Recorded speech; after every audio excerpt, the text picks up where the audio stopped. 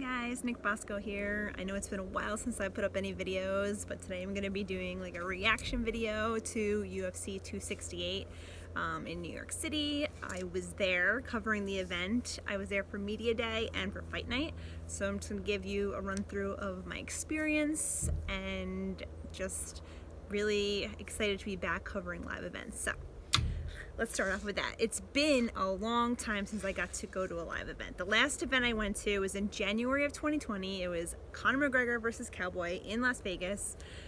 And then, as everybody knows, shortly after that, COVID hit and all things were just shut down. And, you know, the only fights were really in Vegas and Abu Dhabi, which I would love to go to, but let's be honest with each other, it's not going to happen probably. So, to get this opportunity to go cover the event in New York, I was thrilled. Shout out to my editor Amy Kaplan for allowing me to do it, and yeah, it was amazing. So I went down Wednesday for media day. I took the train down because I live a little more upstate from the city, so I went down there for that. And you know, I have never done a media day before, believe it or not. Like, for the Vegas one, I got in late, so I got in Thursday. Media day was Wednesday. I've been to the morning weigh-ins, I've been to the afternoon weigh-ins, I've done press conferences before, I've done fight night, but I never got to go to a media day. So this was all new for me. But it worked out good, except for the fact that the Wi-Fi in the place was really slow and I wasn't able to upload my videos in the proper time, and I was really pissed about that because I'm really hard on myself, and I wanted to do everything right. You know, the first time covering an event alone, actually. Every other UFC I've covered has been with somebody else, with Amy. And I have covered Bellator by myself before, but I really was, you know, pretty hard on myself trying to do everything right, but it worked out fine at the end. So I didn't go to the press conference on Thursday. I heard that, you know, people were pretty hard on the media that were there. I don't know for sure if they were all like the media that were asking these weird questions or the fans that were asking these questions, but people were just saying that, you know, the media were asking weird questions. I don't know. I didn't even watch it. It's just, at this point, like, the press conferences are just like more like spectacle than anything else. You're not really gonna get much news out of them, so I'm not interested.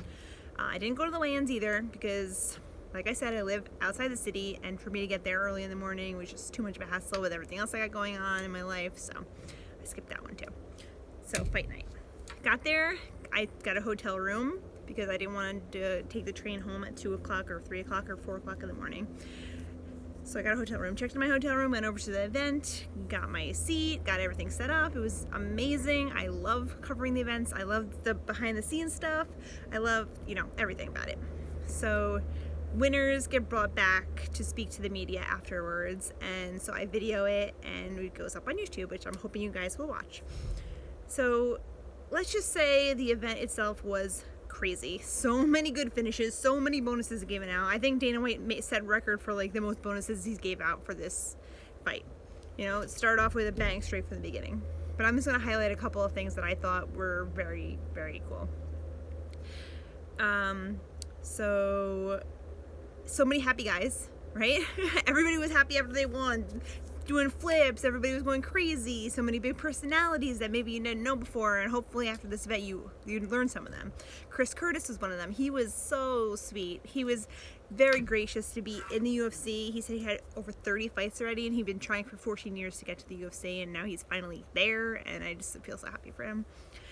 Ian Gary was another one. He had a lot of hype coming behind him coming into this fight, you know, as like self-proclaimed the next Conor McGregor. You know, he's Irish, and he had a pretty interesting suit on. You know, we were waiting for him. He was supposed to be brought back right after his fight, but we were waiting. We're like, where's this guy? Came in with a full-on suit. He's like, I had to take a shower first. You know, it's like, you know, pretty big for him. He had like a vest that said "The Future" on the back of it. That was like that's his nickname, I guess. So yeah, he talked the talk and he walked the walk. If he wants to be the next Conor McGregor, he's on the right path to it. Let's see, Bobby Green was another one. He always, to me, seemed like a quiet guy, but he did quite a lot of talking. He seems like this big, bad, scary guy, and he was like really motivational. He like was saying how like he went through foster care as a child, and he lost his mother and his grandmother and his brother, and you know, and he's like, basically if you work hard enough, you can like achieve your dreams, like just like I did. And I like honestly was like a little bit like tearing up about that. I was like, oh my god, this guy is like, you know, it really like touched a chord with me, because like I felt like maybe for the past couple years I've had a hard time in my own personal life, and you know, I was there at the event, which I've been like wanting to do for a long time, and I just felt like, I was like, yeah, you're right, you know what, I'm gonna start working harder. That's partially the reason I'm putting the YouTube videos back up. So yeah, I mean, and you know, other things in life, but you know, it was really nice to hear that sort of thing. And he's like, you know, anybody could do it, I did it, I'm here to show you that like it's possible. So I thought that was really nice. So then the Michael Chandler Justin Gaethje fight, right? Just like insane. Like I didn't think anybody could take that much damage and not go down. Like these guys are the toughest guys. They were just hitting each other with everything they had and just kept getting back up for more. Just unbelievable. And then the fact that they were like taking pictures with each other and hugging it afterwards is just another thing that's really sweet. Shane Burgos, hometown guy, got the win. Really awesome for him to see him doing so well on the main card and everything. And then Chito Vera knocking out Frankie Edgar. It was cringe when it happened, but oh my god, amazing for Chito, not amazing for Frankie. Feel bad for him. You know, in the media day, everybody was calling for him, like, when are you gonna retire, when are you gonna retire. It must be really sad for someone to keep asking, like, when are you gonna hang it up. Like, he really just wants to fight. So there's that. And then Rose defeating Wheelie. They were both, it was a pretty close fight. I mean, it was a split decision. Whether you think that she won more decisive than that, I thought it was going to be unanimous decision, but you know, split decision. She kind of like figured it, clicked that if she, you know, got Wheelie down, then she was not going to be able to get back up, and that was kind of the way that she won the fight.